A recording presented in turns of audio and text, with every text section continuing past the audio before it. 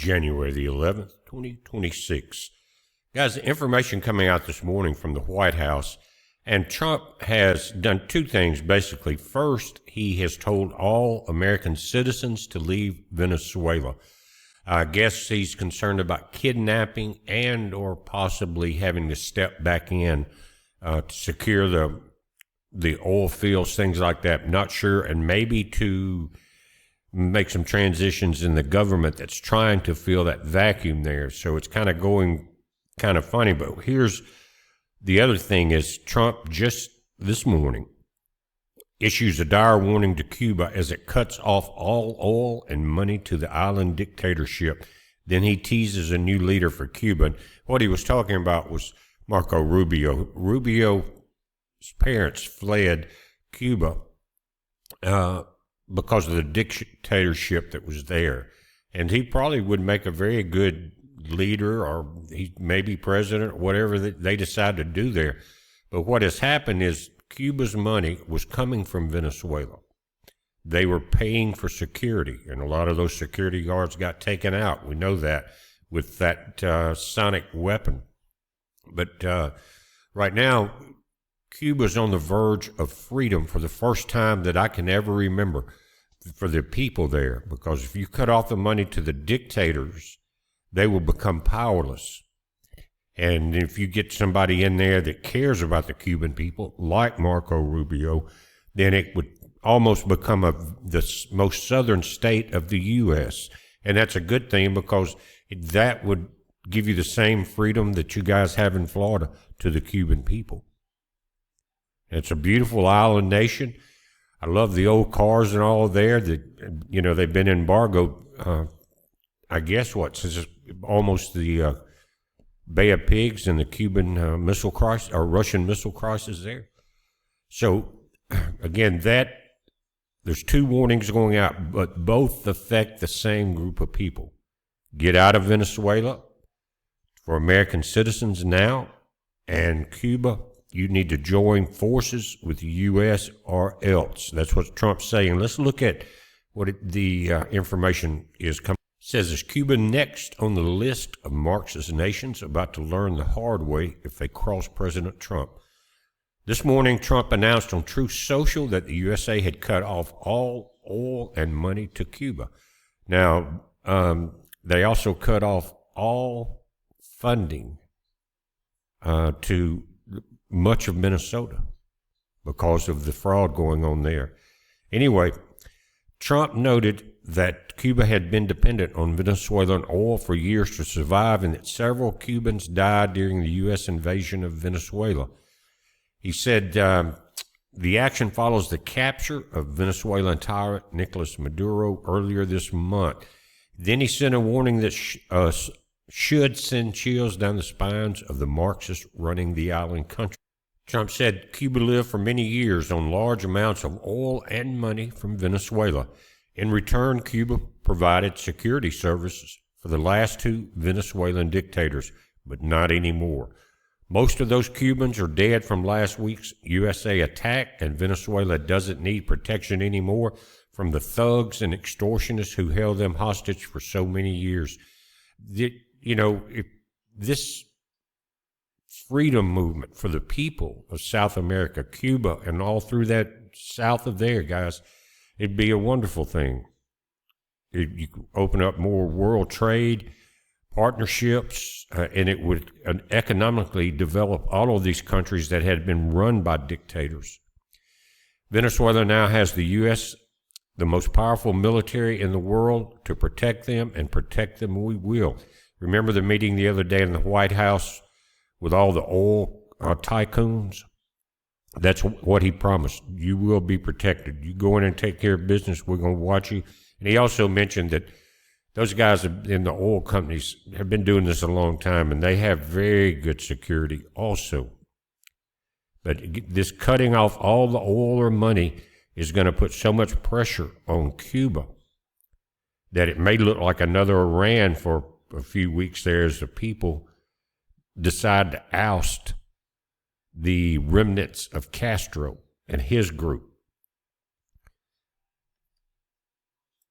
Trump then raised a few eyebrows by backing a certain man with Cuban ancestry to run the country in the future, Secretary of State and National Security Advisor Marco Rubio. Now, sometimes when Trump's doing something, he'll troll the Democrats just a little bit, just to see how far he can push them. And that may be what this is about. And what it is, it looks like to me we're seeing chess games being played on both sides.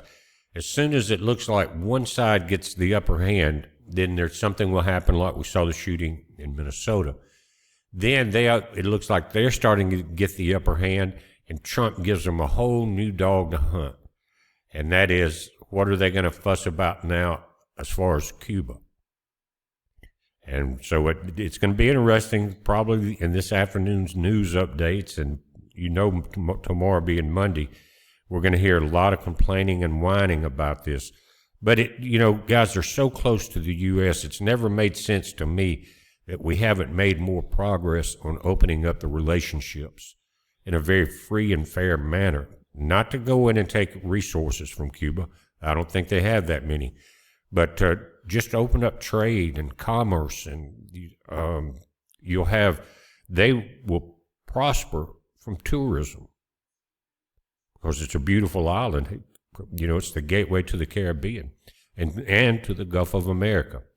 Another thing, I mentioned it earlier, is I think Ms. Brooks Robin, and what she did, and this was yesterday, she said the USDA stops Minnesota's handouts to the thieves over fraud allegations. Enough is enough. And they're shut down, guys, and this is what the Democrats are so mad about. This is what the protests are about, they don't give a darn about that lady's life. They push this. They hope for things like that to happen. And each day we find out about more fraud there. It started out $1 billion, then $9 billion. Now there's reports that possibly $90 billion. And it's throughout the Somali communities, not just in Minnesota. In Maine, they had a mass shooting. A lot of people got killed. And so different groups raised money for the victims of the shootings and their families. And the Somalis siphoned that off into their pockets. And the councilman there in Maine, Somali, he got sworn in a few days ago and yesterday had to resign over the allegations because he was heavily involved in keeping those people's money. Victims of a mass shooting were taken advantage of by the Somali people there. What is the mentality?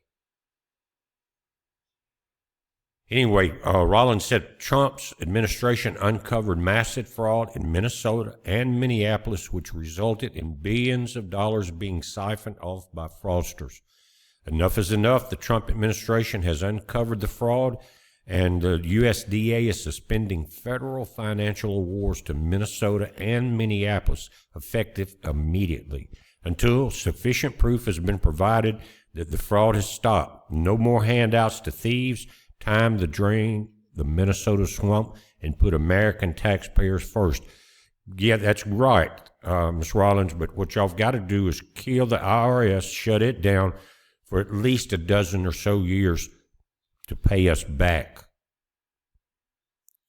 They can't you're going to have, I don't know how many people you're going to arrest. Will it all be low-hanging fruit, or will you get Keith Emerson, the AG there, and will you get Tim Walz? Will they be pulled in? If not, you're not doing anything, because as soon as the Democrats get power back, if they ever do, those same people will step back into the same situation. And they're going to come down hard on everybody that is against it. So be that. We can handle it. But they've got to get in there and do it. Now, Tuesday, there's going to be a test about this situation with nobody going to jail. Bill Clinton has to be before Comer and committee Tuesday. Hillary has to be before them Wednesday. And Comer has said that if they do not show up, he is issuing arrest warrants for them to be handcuffed and brought in. They were supposed to come in earlier, a few weeks ago, I think it was, maybe the end of December, but they asked for that to be put off because they had things they had to do, which you and I would get away with that for about 5 seconds. But anyway, so this will be a test. How serious are they about Bill and Hillary? And it's about Epstein, their involvement. And will there be any criminal complaints or paperwork filed against them? Just slapping their hand or embarrassing them in public is not what needs to happen. The perp walks have to happen, and you've got to go right down that line with Comey.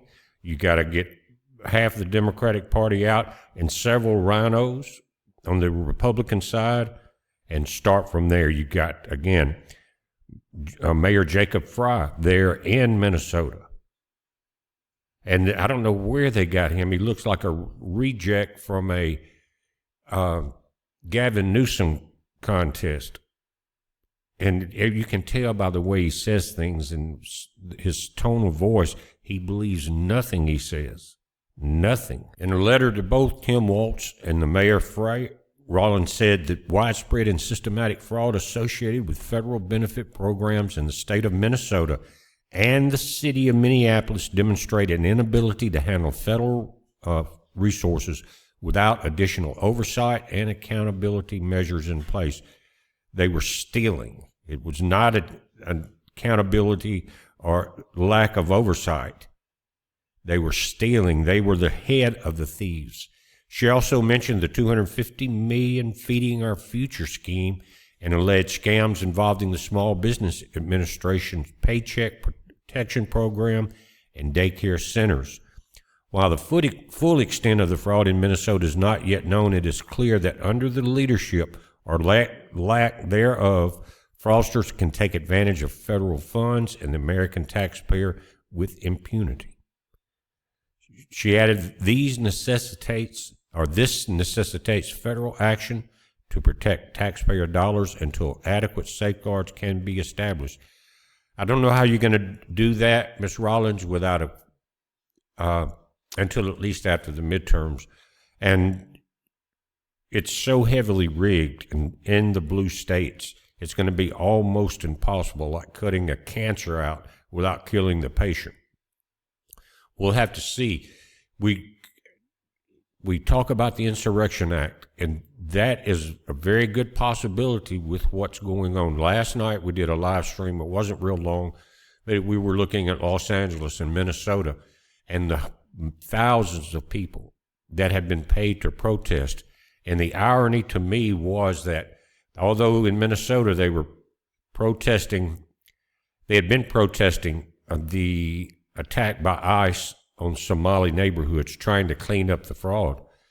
But no Somalis were there in any of these protests, maybe one speaker. And then I think yesterday Ilhan showed up at one of the ICE agencies or the ICE operation centers in Minneapolis and made her little speech, but then she got really embarrassed because they didn't show it all. But I saw another video where when it was over, that her and a few other representatives were on the back of a truck with a microphone. And she wasn't talking, and then she was hanging her head because they started screaming about Tim Walz and Mayor Jacob Fry there. Like, screw them and everything. They're not doing the job. And she was like, oh, my God, what did I get into? Because that's two of her backers in a way. And so they just went berserk, F-bombing everything about, again, attacking Tim Walz and Mayor Fry. And all she could do was shake her head and kind of hold it down, knowing that that could possibly cost her some support. But it's all unraveling for them, and they cannot stand it. Also, in L.A., same thing. They were protesting ICE, and they're protesting the shooting in Minnesota, but it was no Somalians there and very few Hispanics. It looked like a bunch of Antifa and white folks that are old and stupid enough to take money and hold a sign that and really don't even know what it's all about. That's how much money the Democrats are spending on this situation, guys. Every blue state now is up in arms. And like I said, maybe back out for a minute or move in areas to where they're not. And I think that's what ICE did yesterday. They didn't go down to where the protests were and try to do much of anything. They were shipping people out. That's great timing. If they shut you down in one area, take advantage of it, and again, move folks out of here, especially these fraudsters. They deserve everything they've stolen to be taken, every home, every car, put in prison, have to make restitutions and get as much money back from Somalia as we can. And maybe Somalia needs a little Venezuelan taste. I don't know what's going on there, but guys, this has got to end. We pay too much in taxes for these demtards to steal it from us and give it away just for their votes. And they're so stupid, Waltz and people like that, they don't realize and they should have, once you saw Omar and them getting it, Neil Man, whatever her name is, the creep was on.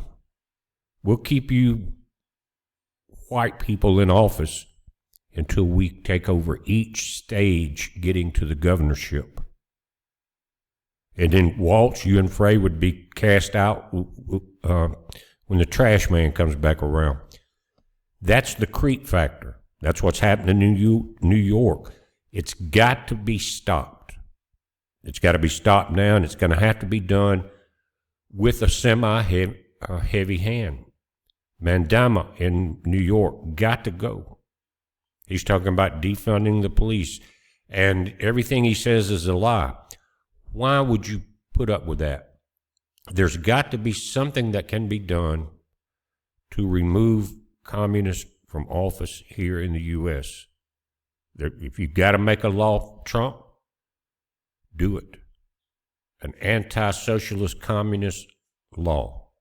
Nobody can run for politics, and nobody can get into any kind of major business situation.